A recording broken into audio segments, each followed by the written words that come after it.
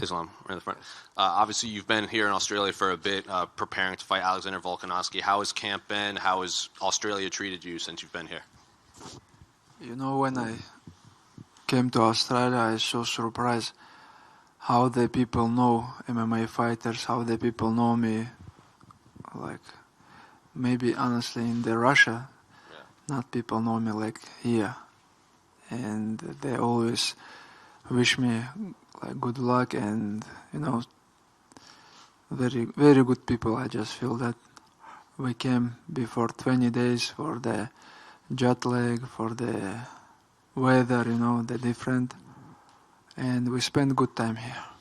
You asked for this fight after you beat Charles. You wanted to fight Alex in his home country. Why did you want to fight here? Is it to claim his number one contender spot in front of his fans? If I just defend my belt, someone like, I don't know who is the next there, but it's not same, you know. If I beat Volkanovski, I'm gonna be pound for pound best fighter in the world. This is my dream. That's why we call Alex. Do you believe Alex Volkanovski is the number one fighter in the world, or is it just the ranking he has right now? No, I believe he is the best fighter in the world right now in the rankings, of course.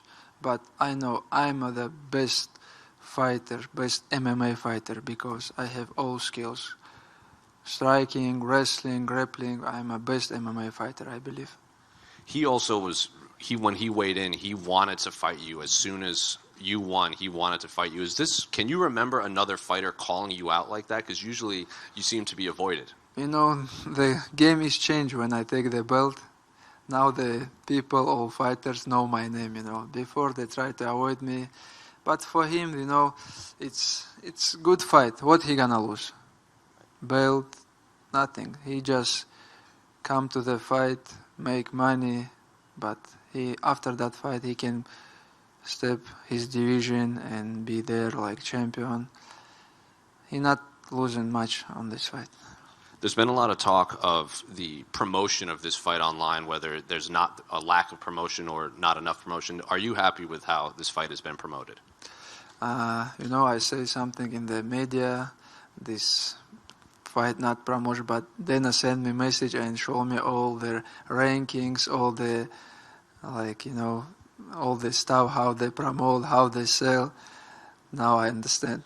Because I don't follow this game, how they promote, what they did, but they promote a lot. That's why we don't have tickets. And then I say, pay-per-view, it's high, you know, maybe like it's gonna be maybe number 2, 3.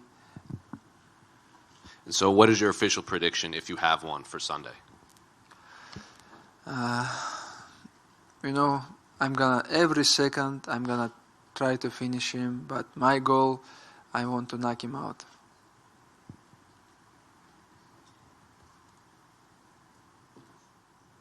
You had that break of like over a year in 2019 to 2021 where you weren't able to fight, and you've been pretty active since then, and I know that was kind of Khabib's advice to you, to be active, and you would be where you're at right now. Is this the schedule you want to continue to keep, to be fighting this consistently? You know, I'm not like regular fighters, like after fight I take 1 month, like next day after the fight we still training, we went to the gym every day. That's why, but 1 year I didn't have 2019, I think, because many things happened. Our coach died and Corona, all this stuff. But I want to always be active because now I'm 31 right now. Next, how many years? I have 3, 4 years. I have to fight like 3, 4 times 1 year. Is that when you think you'll be done in 3 or 4 years? I don't know when it's gonna be done because when I feel like I cannot. Now I feel every training camp I improve. I show the always good, you know, like how I run. I check. Last time I run like 5 kilometers, like 19 minutes. next camp 18 and a half. That's why I always improve. When I feel I improve, I still fighting. But when I feel I go down, I don't want to wait for that moment, Is that what you enjoy the most about the sport? Is like seeing your growth and seeing yourself get better? Like, do you love the sport that way, or do you just consider this more of like a job to you? No, I love this sport because, when I was young, I beginning the sport. That's why this is my not just job. I can say this is my job. I love this sport. That's why I training every day. Because after the fight, I say, okay, I'm gonna stay 1 week in the home with family, but next day I want to go to the gym, do something, wrestle a little bit, like work with bags, meat, do something, because all my life I did same. And you will take a little break coming up, right, with Ramadan and everything, and that'll be kind of some time for you to not be thinking about a fight. We're still training in Ramadan, not hard, of course, but we're still training, and I just gonna waiting for the call from UFC. I'm gonna be in good shape. Awesome. Thank you. Hey, Islam, over here. Just out of curiosity, we were speaking to Javier Mendez, your coach, and he was saying how, you're obviously looking after everyone very well on the team, and there's quite a big team. Apparently, is it true that you spent $1 million on your last training camp? And I'm curious how much you spent for this training camp. Now I have money, but we don't care how much we spend. We just spend how much we need, For the training camp, I have to bring people who I need, not just my sparring partner. I bring the people who I feel good with them, I bring maybe almost 15 people come here. We book some hotel very close, not Hyatt, other hotel. We stay there. Everybody have on his room, and because after that fight, I'm gonna make money. And for the fight, I have to spend some money. I wanted to ask you this also, just because this was said a while ago, but you haven't had a chance to respond yet. Bobby Green, your previous opponent, did you see his comments about you by any chance? What he say? Basically, Bobby Green was talking about your strength, and he was making some serious accusations. He said, imagine if somebody was given steroids from the age of 10. I'm just curious, when you hear stuff like that, what do you think? I don't know. I'm not like Bobby Green. I'm not drunk, do some bad stuff. I training hard. That's why he feel the power. And I told you, all the fighters say I'm gonna defend his wrestling. If he take me down, I'm gonna go up. But when fight is happen, when I take down my opponent, they all feel my power and they all tap.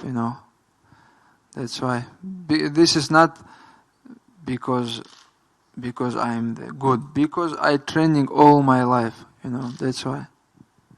Just lastly, also from me, I know you're speaking about welterweight potentially in your future. I don't want to look past this fight at all, but I am curious, who do you think would be the champion? I know you've got a lot of guys in the lightweight division that you say are worthy, but who do you think would be the champion that you would potentially face when you eventually make that welterweight move?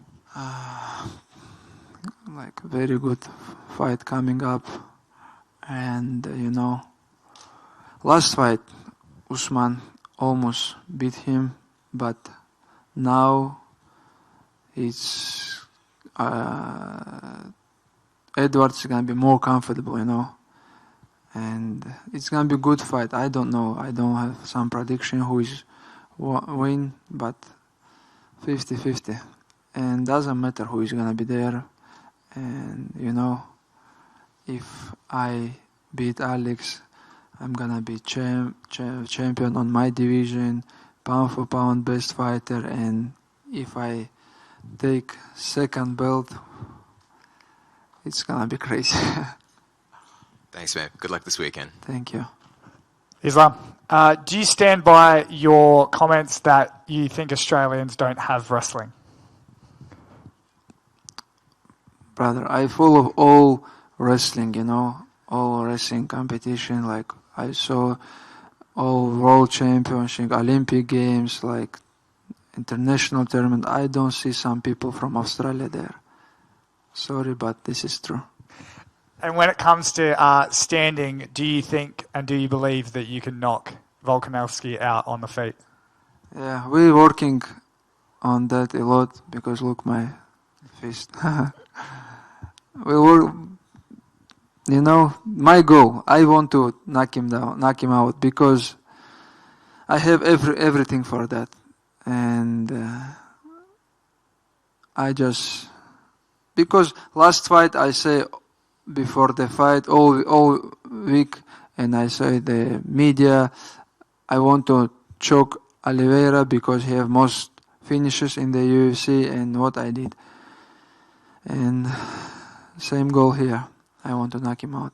And finally, after it's all said and done, how does Islam Makhachev want to be remembered? For sure, not just best fighter, not just champion, like, you know, like person.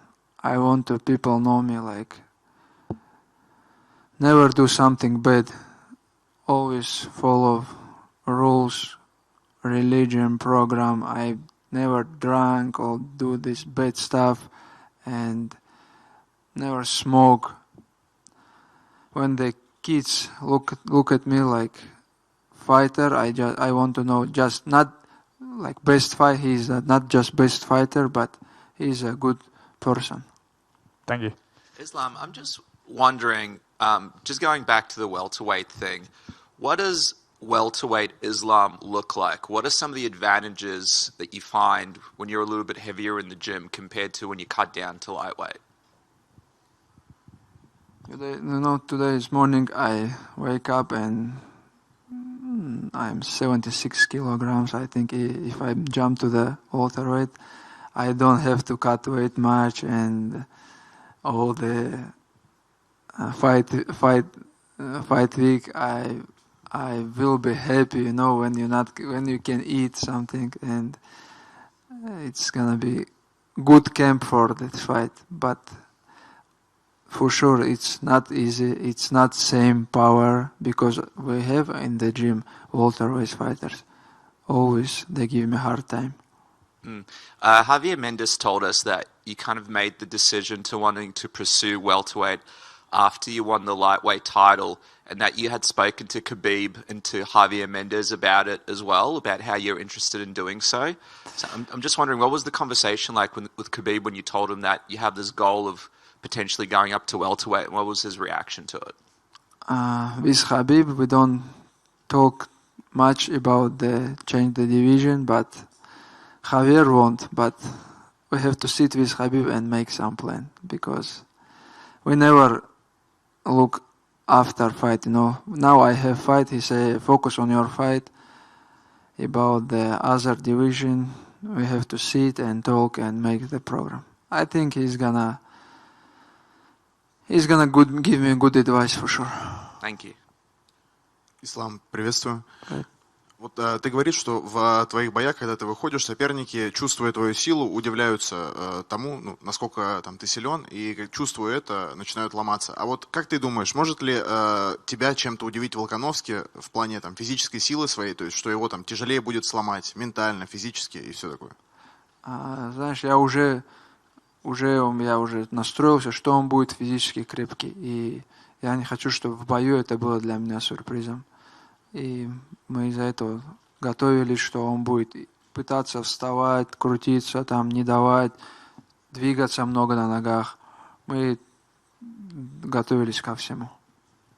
Ты в одном из интервью перед боем сказал, что если вдруг ты подерешься с Конором Макгрегором, то твоим фанатам это не очень понравится. А почему ты так считаешь? И не считаешь ли ты, что тебе действительно вот после боя с Волконовски ты там упрешься в какой-то медийный потолок, и какой-то такой бой, соперник тебе действительно нужен будет?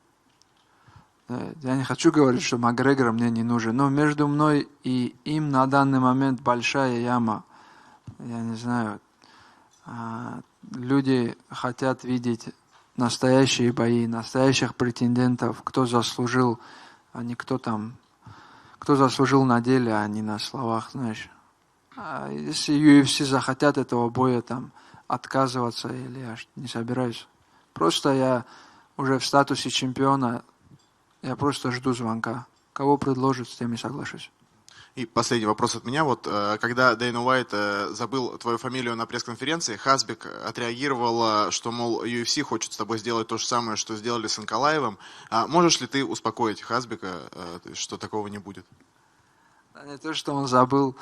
У меня фамилия тоже нелегкая. И не то, что он DC, когда со мной, Корме, когда со мной разговаривает, он до сих пор мою фамилию не может нормально произнести. Перед интервью он там говорит, я правильно сказал, вот так же надо.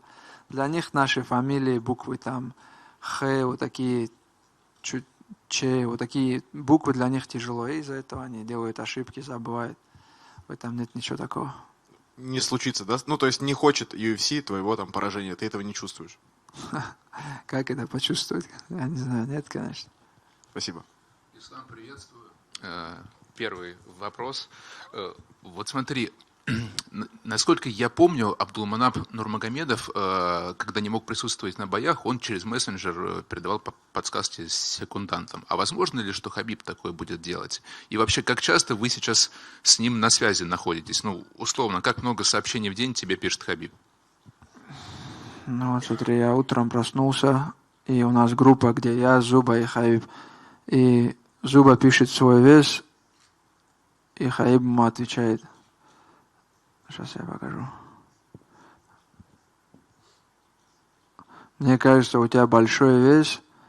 И он Зуба ему сразу отвечает, у меня с Исламом одинаковый вес.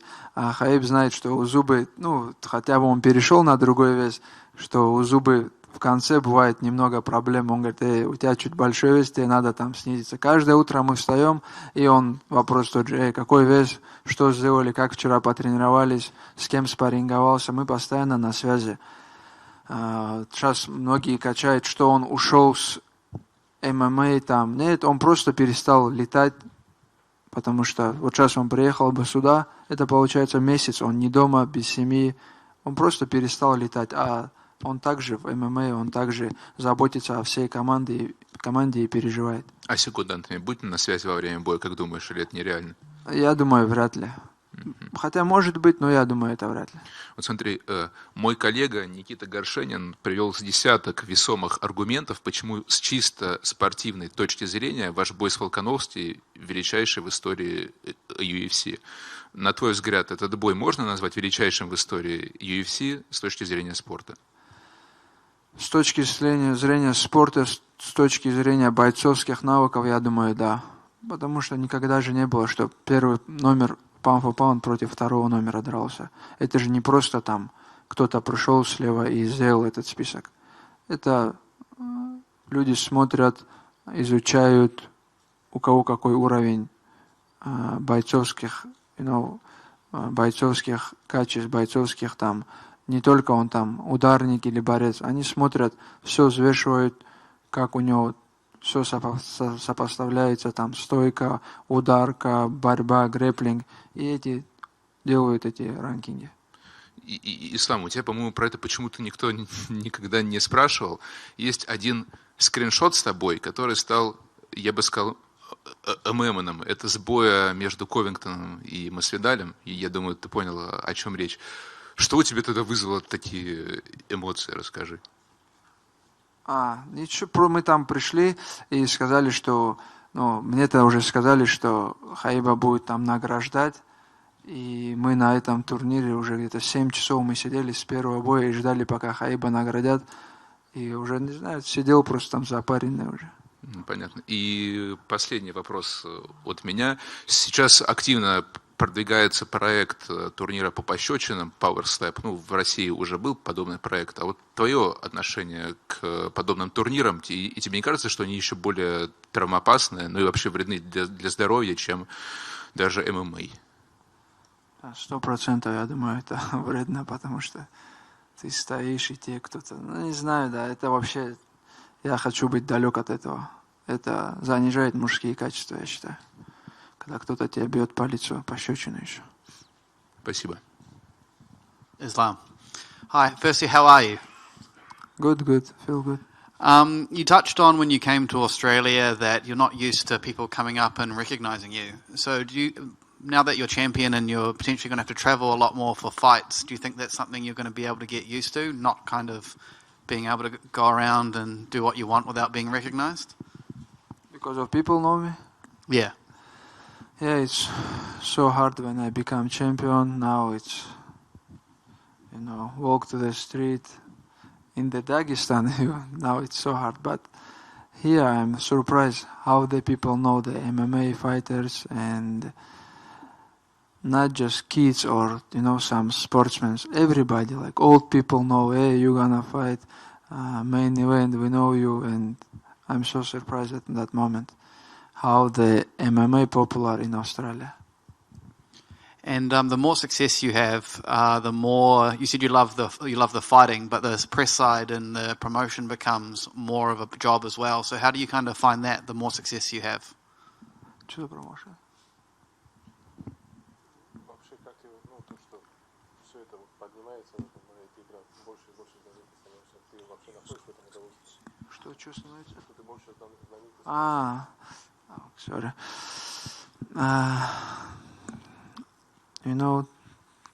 It's two-way. It's I want to walk with my family, go somewhere, sit some restaurant, but it's not possible now in the Russia.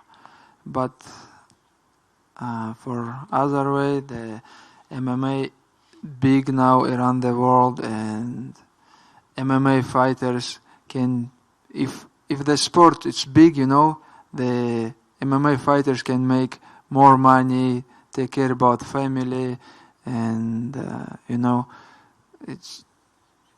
I just happy because the people love this sport, because this is real sport for the real men.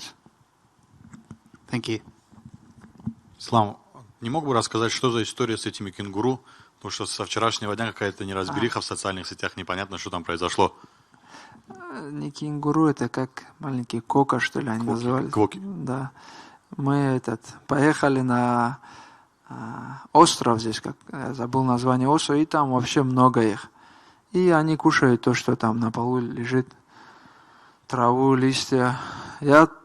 То, что я на видео покормил, я листочек от дерева поднял и дал ему. Мне никто не сказал, что их кормить тоже нельзя. Оказывается, нельзя было их кормить. И потом с команды тоже кто-то орешки, что ли, что-то им дал такое. Не знаю, сейчас вышло, что их нельзя кормить, но мы не знали, нас никто не предупреждал тоже. Никаких санкций со стороны полиции не было? Это мы только утром проснулись и это прочитали, пока никто не звонил. Спасибо. I know, Khabib is your friend, your brother, and I'm sure you would rather have him here than not. But for so long, everyone connects you two together. Can you see the positive in him, not being as close to you during fight weeks now, that you can kind of stand on your own and people will look at you just as Islam and not as Islam and Khabib?